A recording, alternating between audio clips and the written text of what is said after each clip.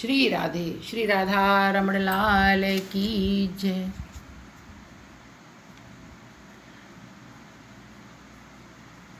तो आज मैं आपको श्री राधा रमण जी के बारे में, कुलिया भोग के बारे में कुछ आपसे चर्चा करूंगी। तो राधा रमण लाल जी के प्रातःकाल तथा रात्रि तक के एक दिवसीय भोग में 4 भोग होते हैं और प्रातःकाल के भोग में ब्रज की भाषा में उसको कलेव कहते हैं तथा दोपहर के भोग को राजभोग कहते हैं और शाम के भोग को थापन भोग कहते हैं तथा रात्रि के भोग को ठाकुर जी का ब्यालू भोग कहा जाता है। आगे मैं बारी बारी से ठाकुर जी के चारों भोग की चर्चा करूंगी। ब्रजनिधि ठाकुर जी श्री राधा रमण लाल जी को प्रत्येक भोग में कुलिया का भोग अवश्य ही होता है, क्योंकि ठाकुर जी को कुलिया अति ही प्रिय है।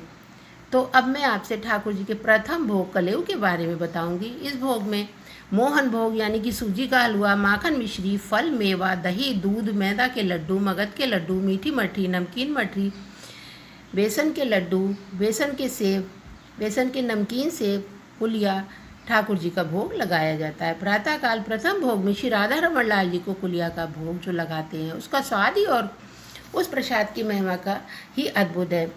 मंदिर में वही सामग्री, वही कुलिया बनाने वाले, परंतु वे जो प्रातःकाल कुलिया भोग के समय सुधा रस को दूसरे भोग में कुलिया में नहीं भर पाते हैं।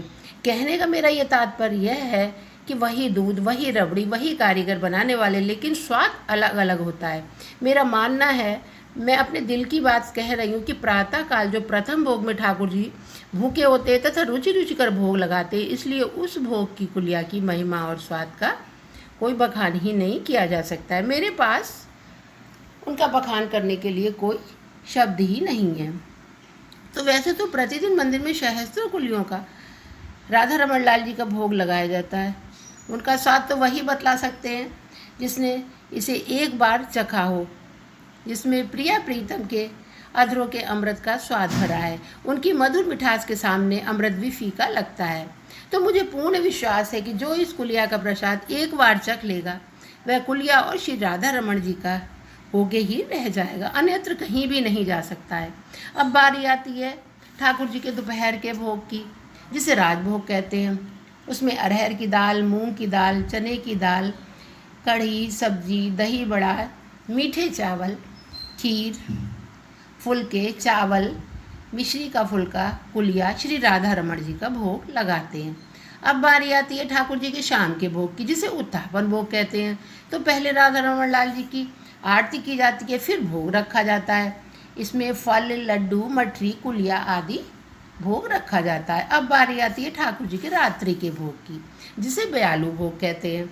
तो ये संध्या आरती के बाद रात्रि में रखा जाता है। इसमें पूरी कचौड़ी, खस्ता कचौड़ी, सब्जी, रायता, बेसन की टिकिया, मैदा की पूरी, मगध के लड्डू, बेसन के लड्डू, मैदा के लड्डू, नमकीन मठरी, मीठी मठरी, बेसन के मीठे सेब, बेसन के नमकीन सेब, बारीक सेब, बेसन के मीठे मोटे सेब, बूंदी के लड्डू, दूध, कुलिया आदि श्री राधा रमण जी को भोग रखा जाता है।